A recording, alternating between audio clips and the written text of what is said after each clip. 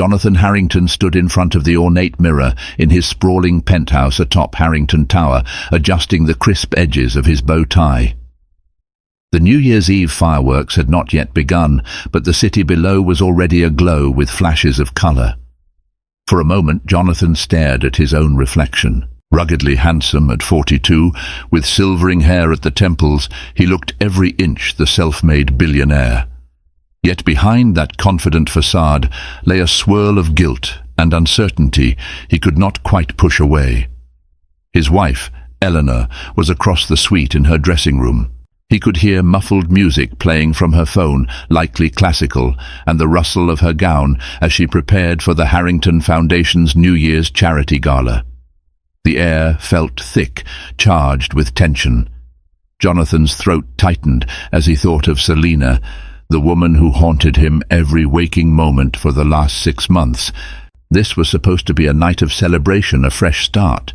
Instead, he felt trapped between duty, secrets, and a longing he couldn't fully deny.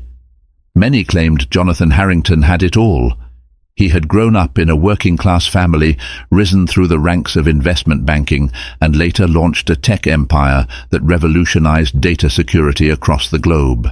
His marriage to Eleanor, a refined art historian from a prominent East Coast family, had been celebrated in society pages nationwide. They embodied New York City's power couple, poised, philanthropic, and envied. But behind the gleaming press photos lay two people who rarely truly saw one another anymore. The double doors to the suite opened with a flourish, and Eleanor swept in. Her dress was a deep emerald green, a nod to the Harrington Foundation's signature color scheme. A wave of perfume wafted in with her, the scent somehow both comforting and daunting. She was tall, poised and elegant, with chestnut hair pinned into a stylish chignon. "You're still not ready?" she asked, her voice steady but tinted with mild exasperation. "We're supposed to welcome guests in half an hour." Jonathan forced a smile. "Just gathering my thoughts," he replied. "It's an important night for the Foundation." Eleanor's expression softened. She stepped toward him, placing a gentle hand on his shoulder. "We'll make a difference," she said, "and ring in the new year with a new sense of purpose, right?" Jonathan swallowed hard, hearing the subtext. Over the past year, their marriage had grown cold. Eleanor had insisted on counseling, on taking a sabbatical together, but Jonathan had always found reasons to avoid it: business expansions, new investment rounds, an endless list of philanthropic commitments. Deep down, he wondered if he'd avoided counseling because he feared facing the truth, that a chasm had formed between them, one that might no longer be bridged. Still, he mustered warmth in his gaze. "Yes," he whispered, "a new sense of purpose." As they walked out of the penthouse side by side, Jonathan couldn't help but glance at his phone. Selina's face hovered in his mind. If only he had the courage to end it. But even that thought made his heart ache. It wasn't merely lust. There was an emotional bond he couldn't fully deny. Or so he told himself. Tonight, everything would be tested. Little did Jonathan know that this New Year's Eve would set off a chain of events, leading him to a stark confrontation with fate, love, and the secrets that could upend his very existence. The Harrington Foundation's New Year's Gala was an annual highlight of the city's philanthropic calendar. An exclusive guest list spilled into the grand ballroom of the Harrington Hotel, enveloped by towering floral arrangements, flickering candlelight, and soft jazz music drifting from a live band. From old money families to tech entrepreneurs, from Hollywood celebrities to international artists, everyone came to pay tribute to the Harringtons' charitable cause. Eleanor moved through the crowd with natural grace, greeting luminaries, philanthropic partners, and old family friends. Jonathan remained at her side initially, exchanging pleasantries with guests and smiling for the cameras, but his mind strayed. His heart pounded every time he glimpsed movement at the periphery of the room, worried he might see Selina. She had insisted she would come late to avoid drawing too much attention. He had tried to persuade her otherwise, or perhaps dissuade her from coming at all, but it was no use. Selina had a ticket, courtesy of Jonathan's private invitation. At the Champagne station by a grand ice sculpture, Jonathan spotted an old friend, Harold Cunningham, an influential attorney known for championing social reforms. The two men embraced in a brief, warm hug.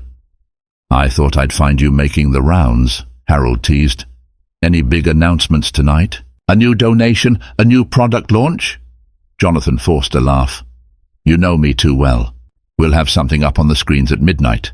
But let's just say it's a new approach to philanthropic microfinancing." Before Harold could inquire further, Jonathan's gaze flickered across the room, where the crowd parted just enough for him to see a woman in a shimmering silver gown, Selina. She was breathtakingly beautiful, her raven hair cascading over her shoulders, lips painted a deep red. She stood alone near a wall, scanning the crowd as if searching for him.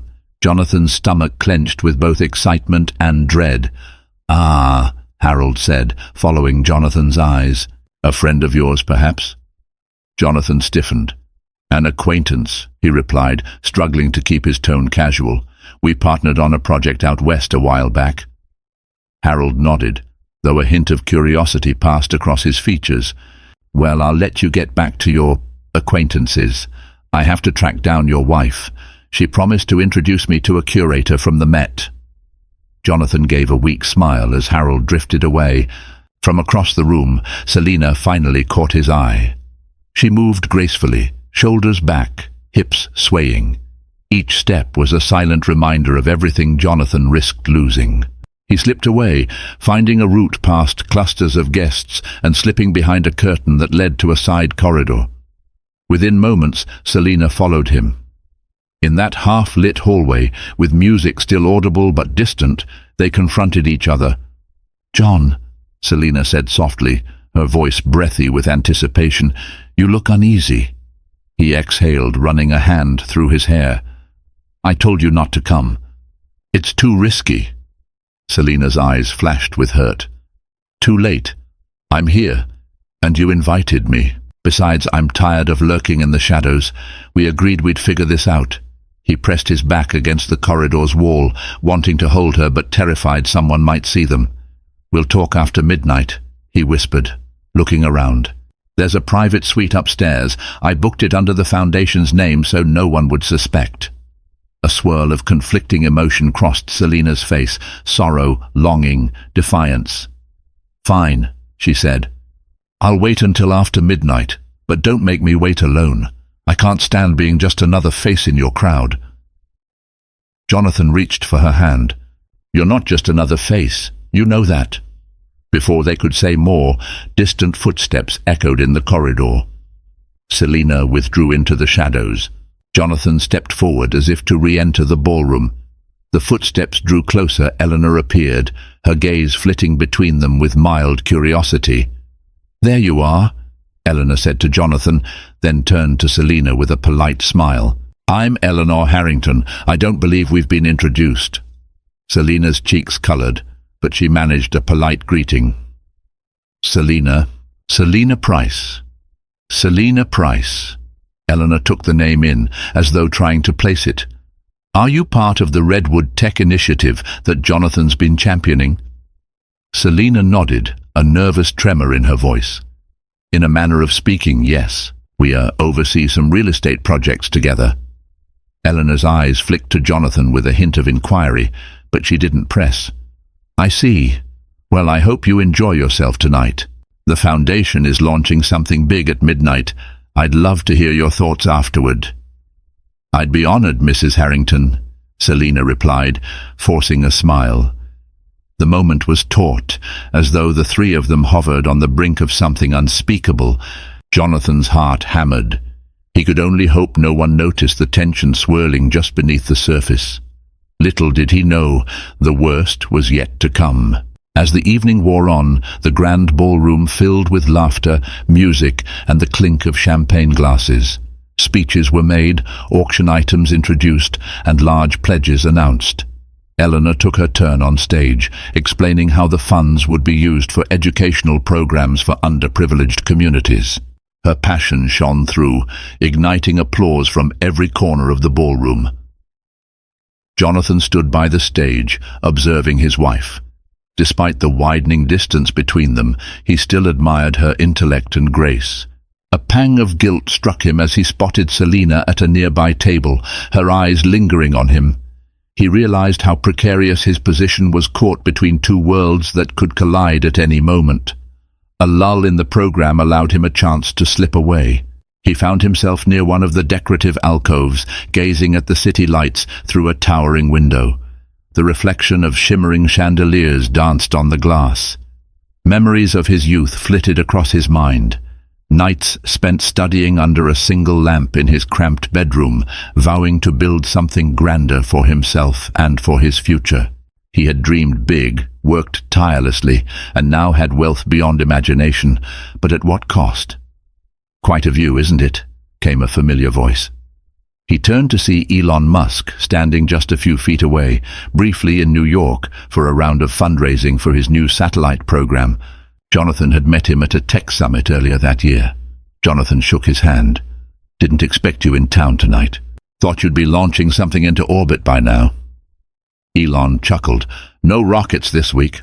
Heard about your event, decided to swing by." "Besides," he said, his eyes roaming the glittering crowd, "New Year's Eve in New York is something special." Jonathan forced a grin. "It certainly is." They chatted for a few minutes, exchanging polite banter about technology, philanthropy, and the next big frontier. But Jonathan was distracted, scanning the crowd for any sign of Selina or Eleanor. He couldn't help but wonder how he had ended up conversing with a visionary entrepreneur while his personal life threatened to unravel. Eventually, Elon excused himself to speak to a pair of potential investors, and Jonathan was once again alone. He stepped away, leaning against a marble column and glancing at the clock. 11:30. In just 30 minutes, the new year and the moment of truth would arrive. That moment found him again. Selina approached with careful, measured steps, her silver gown catching the light. "Can you slip away for a moment?" she asked quietly. Her eyes darted around, ensuring no one was watching. "What about midnight?" he replied. "I can't wait that long." "You said there's a private suite upstairs. Let's talk now." He hesitated, then nodded. Without drawing attention, they wove through the crowd. Jonathan guided her to the elevator reserved for VIP guests and foundation staff. The ride up to the 20th floor was eerily silent. The tension between them lay heavy, unspoken but palpable. In the suite, a lavish space adorned with plush furniture, gold accents, and sweeping views, Selina finally let her composure crack. "I'm tired of being a secret," she said, voice trembling. "I have feelings too. You said you loved me." Jonathan's jaw clenched. "I do, but you know what's at stake. My marriage, my reputation." "Then leave her," Selina demanded. "If you can't, then I'll leave, and don't ever call me again." Tears lined her eyes. He reached for her, feeling torn apart by the reality he had created. "I can't just end a 13-year marriage out of the blue, especially not tonight. This gala, our donors, my entire life is tangled with Eleanor's." Selina stepped back, arms folded. "So it's about your public image then? Are you staying with her because you love her, or because you're afraid of what people will think?" Her words cut him. In truth, he wasn't sure what love meant anymore. He cared for Eleanor, respected her deeply, and he had once believed their bond unbreakable. But time had shown them how fragile relationships could be. And yet, the thought of losing Selina tightened his chest. She continued, voice growing stronger with each syllable. "I deserve better than hidden hallway meetings and stolen kisses. If I mean something to you, prove it. Otherwise, let me go." He looked at her, wishing he could freeze time, wishing he hadn't allowed this affair to start at all. "Selina," he whispered, stepping closer. "After midnight, let's meet back here. I promise one way or another, I'll give you clarity." Her lips parted as if to speak again, but in that moment, Jonathan's phone buzzed in his pocket. He fished it out and saw Eleanor's name. A wave of anxiety swept over him. "Hello?" he answered, trying to steady his voice. "Jonathan, we're about to start the countdown." "Where are you?" Eleanor sounded calm, but he detected a note of stress beneath the veneer. "I'm on my way," he managed. He ended the call and looked at Selina. No more words were necessary. They both knew the midnight countdown was upon them. With solemn resolve, Jonathan hurried from the suite, leaving Selina behind, with tears brimming in her eyes. In the elevator descending to the ballroom, Jonathan felt a suffocating heaviness in his chest. Something in the air spoke of imminent catastrophe. He could no longer ignore the sense that time was running out, not just on the year, but on the life he had tried to stitch together with secrets and half-truths. Back in the grand ballroom, an electrifying energy buzzed in the air. A countdown clock flashed on massive screens, the seconds ticking toward midnight. Eleanor stood at the center of the stage, poised with a microphone, a picture of elegance and composure. The sea of guests, over 500 strong, waited eagerly to toast the new year. Jonathan rushed to join her, slipping onto the stage. He offered a quick apology and a reassuring squeeze of her hand, which she returned with faint relief. Cameras flashed, capturing the glamorous couple side by side. 10, 9, 8. The crowd chanted, glasses lifted, confetti cannons primed. 7, 6, 5. The band struck up a festive tune, and Jonathan felt Eleanor's hand tremble in his. 4, 3, 2, 1. At midnight strike, the ballroom erupted in cheers, horns, and shimmering confetti. Jonathan forced himself to kiss Eleanor lightly on the lips, mindful of the cameras. She smiled at him, though something in her eyes hinted at a deep vulnerability. Eleanor lifted her microphone, voice echoing through the hall. "Thank you all for being here as we start this new year together. The Harrington Foundation is thrilled to announce a groundbreaking initiative, microfinance scholarships for youth in underserved communities nationwide. This is our resolution for the year, to bridge economic gaps and restore hope where it's needed most." Thunderous applause filled the room. Photographers scrambled for shots. Jonathan stood at Eleanor's side, outwardly beaming. But inside, he thought of Selina upstairs in the suite, awaiting his decision. His stomach churned with the weight of the promise he'd made. When the applause died down and the music resumed, Jonathan excused himself under the guise of business. He navigated the jubilant crowd, returning handshakes and nods, but never lingering long. Slipping back into the VIP elevator, he felt like a man ascending the gallows rather than going to see his lover. The suite door clicked open, revealing Selina seated on a velvet sofa, arms wrapped around her knees. "It's midnight," she said, voice uneven. "Happy New Year." His throat felt parched. "Selina, Then the phone in his pocket buzzed again. This time it wasn't Eleanor. It was a name he barely recognized, but the area code was from Boston, Eleanor's extended family's city. Something in his gut twisted as he answered. A frantic voice, someone calling on behalf of the hospital, explaining that Margaret Benson, Eleanor's favorite aunt, had collapsed. They had found Jonathan's number in a shared emergency contact file. He froze. What happened? The voice explained that Margaret had suffered a severe stroke. Doctors weren't sure if she'd pull through. They needed Eleanor to be notified immediately. Selina watched Jonathan's expression shift from shock to devastation. "What is it?" she asked, concerned. "Eleanor's aunt. She's very ill. I have to go find Eleanor. He ran a trembling hand through his hair. "Selina, I'll come back. Just give me an hour. I can't leave her like this." Selina's eyes softened. "Of course, go," she whispered, her momentary anger overshadowed by empathy. "She's your family." Jonathan nodded, guilt flooding him once more. Family was complicated, especially tonight, and he was standing at the nexus of it all. Back at the ballroom, Eleanor stood with a small group of donors, trying to maintain her composure. The phone call from the Boston hospital had reached her moments earlier, and her face was chalk white. Jonathan found her trembling, tears threatening to escape her usually composed demeanor.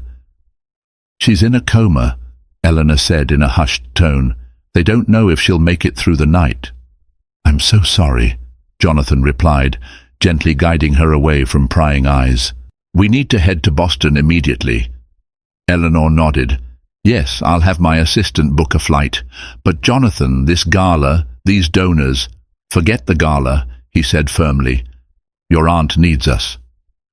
For the first time in months, Jonathan's protective instinct toward Eleanor surged to the forefront. As broken as their marriage might have been, he still cared deeply for her well-being.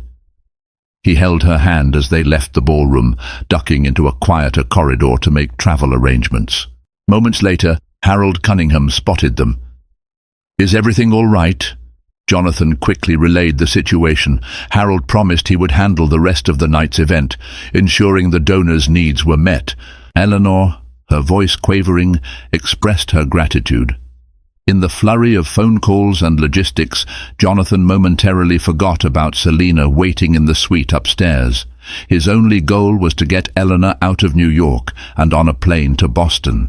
By 1 a.m. they were in the back of a limousine, weaving through festive streets clogged with revelers. Eleanor stared out the window, tears glimmering. "Thank you for coming with me," she murmured, turning to Jonathan. "I know we've been distant, but tonight I can't do this alone." He forced a reassuring nod. "We're still a team. Always." The words left a bitter taste. Had he meant them? In that moment, he believed so. He was raised to honor family commitments, and no matter how tangled his personal life had become, he wouldn't abandon Eleanor at such a crucial moment. Yet a gnawing guilt clung to him. He needed to call Selina to explain. But as they arrived at the private airstrip, the reality of their sudden departure overtook everything else. Inside the cabin of the Harrington jet, Jonathan sent Selina a flurry of texts. "John, I had to leave with Eleanor. Family emergency. I'm sorry. I'll call you as soon as I can." He stared at his phone, waiting for a response. None came. In Boston, the hospital corridors were stark, fluorescent lights casting a harsh glow. Margaret Benson lay in the ICU, machines beeping steadily. Eleanor's father, Robert Benson, and a few other relatives were already there, pale-faced and grim. When Eleanor entered, she broke down, quietly sobbing by her aunt's bedside. Jonathan stood behind her, resting a hand on her shoulder. A family cousin, Genevieve, approached. She was a distant relative on Eleanor's mother's side, someone Jonathan had seen only at large family gatherings. She had piercing green eyes, a sharp intellect, and carried herself with quiet authority. Jonathan barely recalled meeting her once or twice, but her presence was oddly calming for Eleanor, who clutched Genevieve's hand. "I wish it were under better circumstances," Genevieve said softly, looking at Jonathan. "Eleanor needs all the support she can get." Jonathan nodded. "We'll do what we can."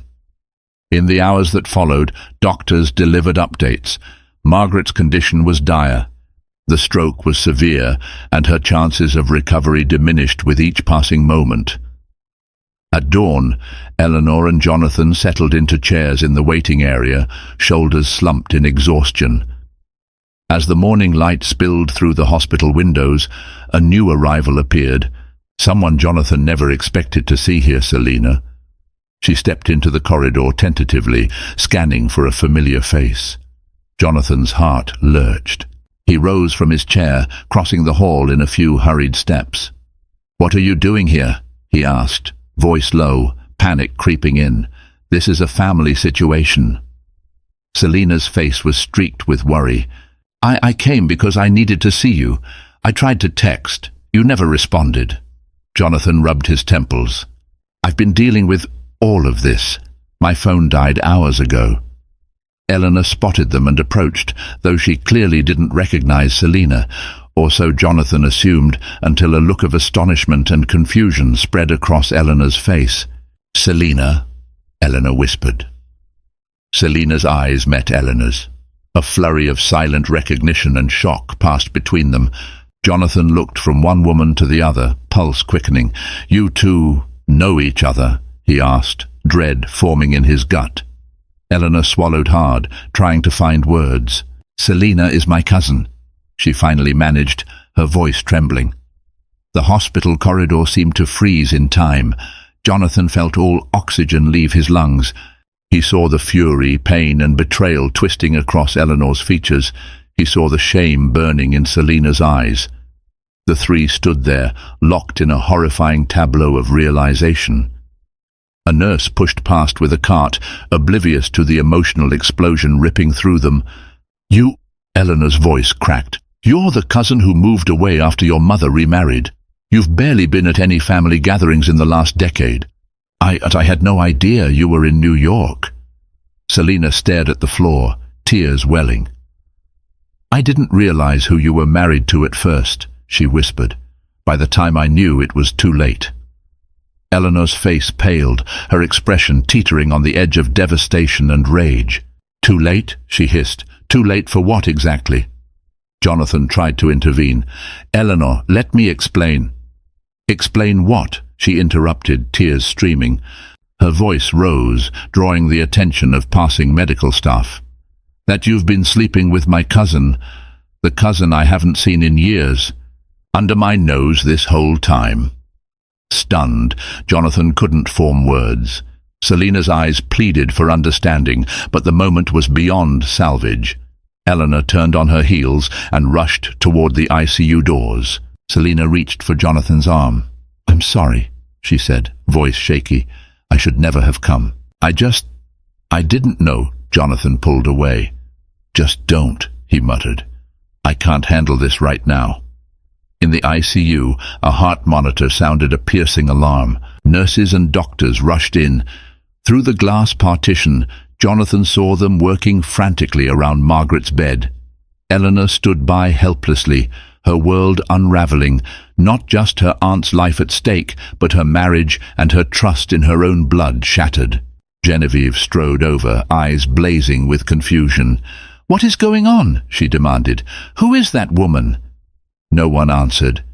The swirl of heartbreak, betrayal and tragedy collided in the space of a single morning, forging a memory that would haunt them all. Margaret's condition worsened. Machines beeped ominously for hours as doctors administered medication after medication. Eleanor sat by her bedside, clutching Margaret's cold hand. Jonathan hovered in the background, unsure if Eleanor even wanted him there. Selina had disappeared, presumably unable to bear the crushing weight of what had just transpired. Finally, a doctor emerged, removing a surgical mask. One look at his grim expression told Jonathan everything. "We did all we could," the doctor said, voice hushed. "I'm sorry." Eleanor's wail echoed in the corridor, a guttural cry of anguish. Jonathan wrapped his arms around her reflexively, tears burning his own eyes. Whatever lay between them, anger, betrayal, heartbreak, this moment transcended it all. They had lost someone dear to them, and there was no going back. In the hours following Margaret's death, the family wept and consoled one another as best they could. The shock of losing a loved one mingled with the bombshell revelation of Jonathan's affair. Rumors spread quickly among the extended family. Selina was nowhere to be found, but her name now carried a scandalous weight. Genevieve discreetly approached Jonathan. "Eleanor is in no condition to talk about it now," she said. "But we all know what happened with Selina. For Eleanor's sake, maybe you should keep your distance." Jonathan nodded, voice thick with remorse. "I understand." He lingered for a while longer, ensuring travel arrangements for Margaret's remains and coordinating with funeral homes. He did what he could to shoulder burdens, though each interaction was clipped, tense. Ultimately, he realized Eleanor might be better off without him hovering. She refused to meet his gaze. Thus, in the bleak afternoon light, Jonathan stepped outside the hospital and called a car. Snow was falling softly, covering the streets in a gentle hush. He stared up at the sky, wondering how his life had collapsed so thoroughly in just a single night. Where was Selina now? Would Eleanor ever forgive him? Did he even deserve forgiveness?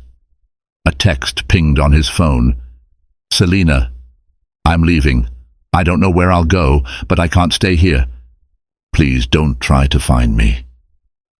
Tears pricked at the corners of Jonathan's eyes. He realized it was truly over, his reckless affair, the illusions he had nurtured, and any hope of a quiet, amicable resolution. The new year had barely begun, and he already felt as though the world was caving in around him. A week later, Margaret Benson's funeral brought extended family and close friends to Boston. The weather was bleak, matching the somber mood. Eleanor stood at the front of the chapel, receiving condolences in black attire.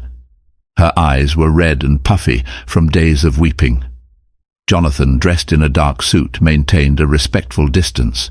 He watched from afar as people offered words of comfort. Occasionally, someone shot him a glare, presumably aware of the scandal. Most, however, were too focused on the loss of Margaret to dwell on rumors. When he finally approached Eleanor, they stood face to face for the first time since the hospital confrontation.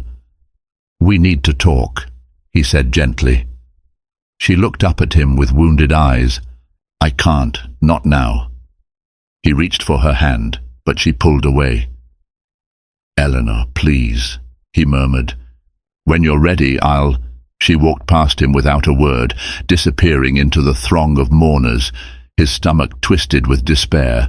For the rest of the funeral and the subsequent gathering at her father's estate, he remained on the periphery, an outsider in a family that used to be his by marriage. It wasn't until later that evening, when the crowds had thinned and the estate's living room was nearly empty, that Eleanor found him. She stood at the threshold, arms crossed, face stoic. "Pack your things," she said quietly. "Go back to New York. I'll call you when I'm ready to discuss what happens next." He had no choice but to comply. There, in the hush of an evening tinted with sorrow, Jonathan saw the end of his old life. He could not blame her. He had betrayed her. He had shattered a sacred trust. Without a word, he returned to the bedroom they once shared during family visits, gathered what few belongings he had brought, and left the house. His footsteps echoed on the marble floors, each step feeling like a final goodbye. Back in New York, Jonathan felt lost. His penthouse, once a testament to his success, now seemed cold and hollow. He realized how much of his marriage had inhabited these rooms, Eleanor's books lining the shelves, her fragrance lingering in the master suite. Now, without her presence, everything echoed with emptiness. Selina was gone. The texts and calls he made to her number remained unanswered. He reached out to mutual contacts from Redwood Tech or real estate circles, but no one knew where she had disappeared. It was as if she had vanished into thin air. Days blurred into weeks. Jonathan poured himself into work, finalizing details on philanthropic projects. Though the scandal quietly buzzed among Manhattan's elite, it never became front-page news, at least not yet. People spoke in hushed tones, speculation swirling. One afternoon, a letter arrived. No return address, just his name, scrawled in an elegant looping script. He opened it to find a single page. "John, I'm safe, but I need time to heal. I didn't want our love to be something so tainted. I truly cared for you, but I cannot bear the guilt of hurting my own family.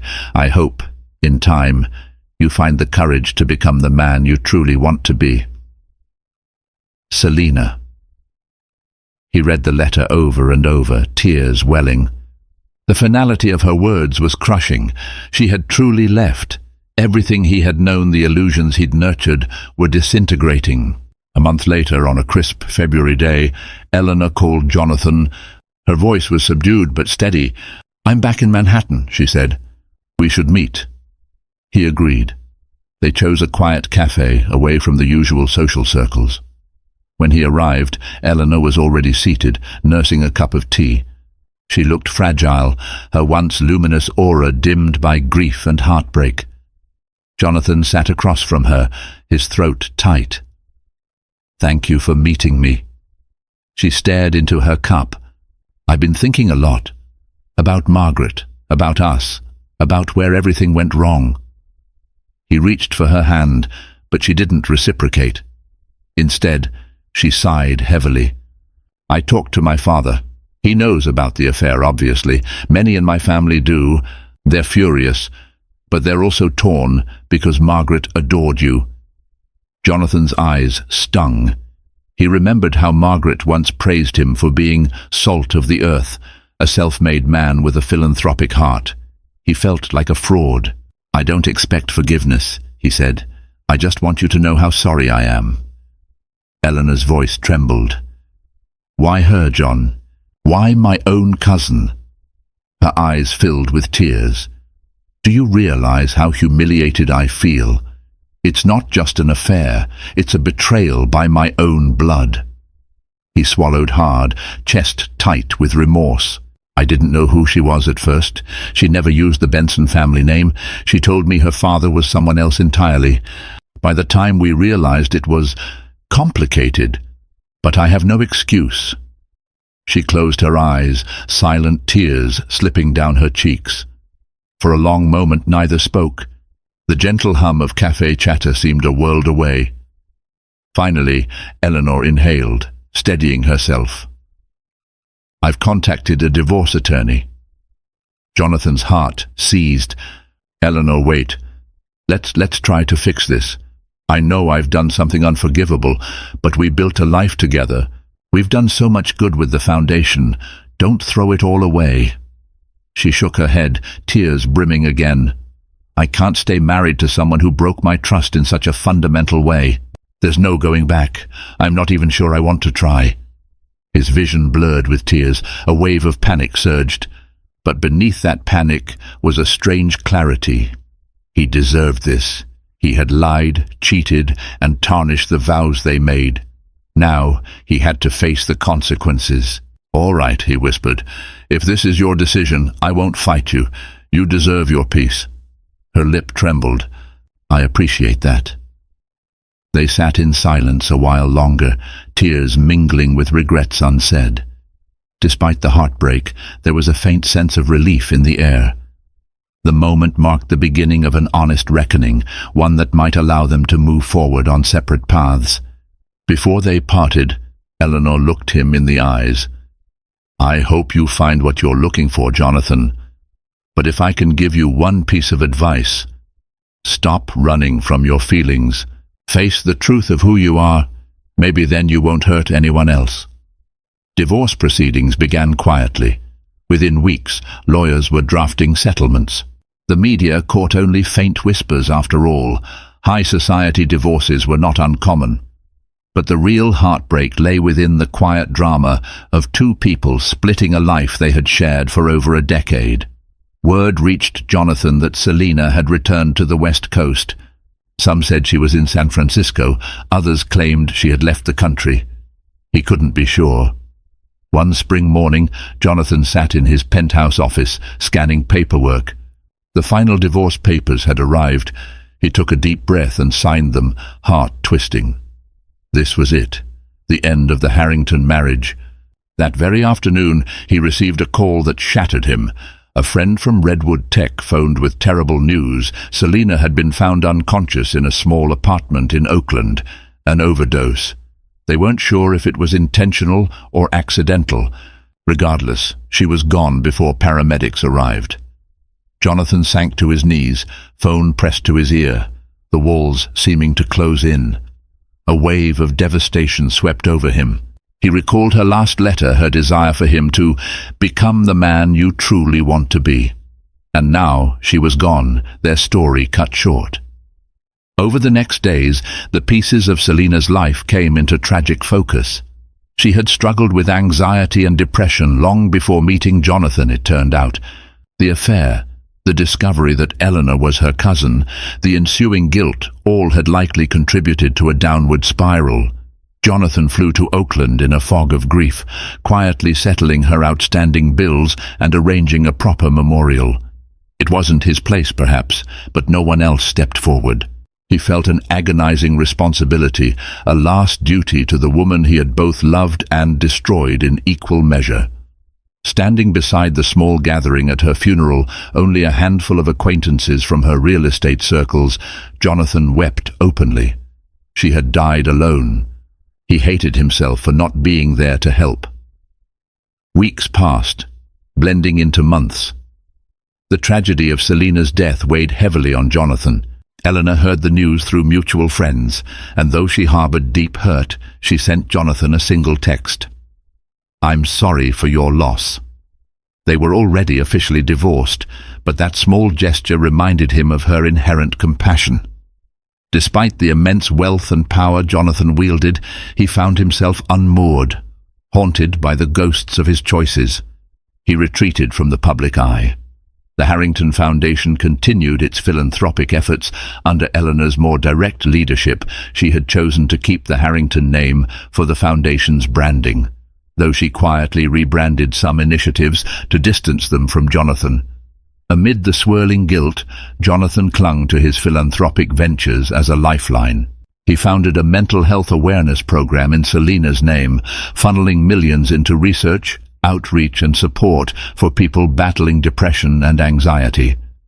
The program quietly credited SP with inspiring its creation, though few in the public recognized the initials. It was his private homage, an attempt to ensure something good came from his colossal mistakes. Then, one autumn day, nearly a year after that fateful New Year's Eve, Jonathan found himself strolling through Central Park. The leaves were a medley of gold and red, swirling in the crisp breeze. He paused at a small pond, watching families feed ducks. A subtle yearning tugged at him, longing for genuine connection, for the simplicity of a love untainted by lies. He thought back to his youth when he had been poor but hopeful, forging big dreams without losing sight of who he was. That boy, he realized, would never have betrayed the values his parents instilled. Somewhere along his climb to wealth, he had lost pieces of himself. The affair, the tragedy, the divorce, all had forced him to confront that truth. A phone vibration jolted him from his reverie. It was Harold Cunningham. "John, I know you've been lying low, but we could use your presence at the Redwood Tech Mental Health Summit. It's next week. Your insight would mean a lot." Jonathan agreed, and with that step he began to re-engage with the world, not as the smug, unstoppable billionaire, but as a man humbled by loss, seeking redemption through meaningful actions. At the Redwood Tech Mental Health Summit, Jonathan shared his personal story, carefully omitting certain names and details, but candidly discussing the dangers of neglecting emotional well-being. His voice trembled at times, but he pressed on, determined to be honest. The audience, many of whom knew him as a successful philanthropist or businessman, listened with rapt attention. A quiet hush fell when he concluded, "In the pursuit of success, I lost sight of who I was. I hurt people I cared about. And I learned, far too late, that no amount of power or money can fix the damage wrought by betrayal and unaddressed mental health struggles. If I could give one piece of advice, it's this. Choose authenticity. Confront your emotions, your fears, your desires before they spiral into something uncontrollable, and never neglect the hearts around you." A smattering of applause followed, growing in intensity. Jonathan felt tears threaten to fall again, but this time they carried a sense of catharsis. People came up to him afterward, sharing their own battles with depression, anxiety, or fractured relationships. In those raw confessions, he found a renewed sense of purpose. Toward the end of the day, Harold approached him with an admiring nod. "That was brave, John. People see you differently now, more human." Jonathan offered a sad smile. "I see myself differently too." A week later, as Jonathan tidied up some final paperwork in his penthouse, he was preparing to sell it. Feeling a need for a fresh start, his doorbell rang. To his surprise, it was Eleanor. She looked poised but somewhat nervous, clutching her purse with both hands. "Can I come in?" she asked. Jonathan stepped aside, heart pounding. The last time they had spoken in person was the day she told him about the divorce. She walked into the living area, where the city lights dazzled through floor-to-ceiling windows. "I heard about your speech at the summit," Eleanor began. "Word gets around. I just wanted to say that I'm proud of you, for owning your mistakes and trying to do something positive." He nodded, not sure how to respond. She took a seat on the sofa, eyes traveling over the half-packed boxes. "You're moving." He shrugged. This place has too many memories. I'm not the same man who lived here a year ago." She studied him, as though seeing him clearly for the first time in a long while. "Good," she said simply. "Change is painful, but sometimes necessary." They spoke quietly about Margaret, about Eleanor's father, about how the foundation was faring. At one point, Eleanor reached out to touch a worn hardcover book on a side table, an old volume of poetry they had once read together. A subtle smile touched her lips. "I want you to know," she said softly, "I'm no longer angry. Hurt, yes, but I've realized carrying resentment only poisons me. I need to let it go. And I wanted to tell you that I forgive you, Jonathan. Not for you, necessarily, but for me." Tears glossed his eyes. "Thank you," he managed. "I don't deserve it, but I appreciate it." She rose to leave. "People can change," she murmured. "I hope you continue to." As she stepped out the door, Jonathan felt a calm settle over him. Their marriage was over, but perhaps a seed of understanding or friendship might someday grow. For the first time in many months, he felt a hint of peace. In the months that followed, Jonathan sold the penthouse and purchased a modest townhouse in a quieter neighborhood. He continued to oversee his philanthropic commitments, expanding the mental health program he had named for Selina. Occasionally, he would meet Eleanor for coffee to discuss joint charity ventures, always polite, somewhat distant, but forging a respectful rapport. He never stopped mourning Selina, never ceased to regret the pain he had caused Eleanor. But he chose to funnel those regrets into positive action. He funded scholarships, volunteered at shelters, and spoke openly about the importance of emotional health. Over time, tabloids lost interest in his private life, turning their gaze elsewhere. For Jonathan, that was a blessing. He preferred to do good work behind the scenes, no longer fueled by the spotlight that once defined him. One cool December evening, nearly a full year after that fateful New Year's, Jonathan found himself at the Harrington Foundation's Winter Gala. Eleanor had invited him to attend, though the dynamic was markedly different this time. Cameras still flashed, but he stood on the periphery, content to let Eleanor take center stage. During her speech, Eleanor acknowledged the Foundation's new directions, the expansions in microfinancing, and the mental health initiatives. She thanked the donors, the volunteers, and everyone who has made this mission possible. Then she paused, looking out over the crowd, her gaze lingering briefly on Jonathan. "In life," she said, "we learn through adversity. We learn that ambition without compassion can lead us astray. We learn that pain can become a catalyst for growth. And we learn that resilience, authenticity, and connection are the pillars that hold us up when everything falls apart." The audience applauded. Jonathan's eyes misted, a wave of gratitude and sorrow mingling. He understood in that moment that their old life was gone, but a new one had emerged, built on hard-won lessons and a commitment to genuine empathy. Sometime later, as the city geared up once more for New Year's festivities, Jonathan Harrington stood on the balcony of his townhouse, reflecting on the year that had passed.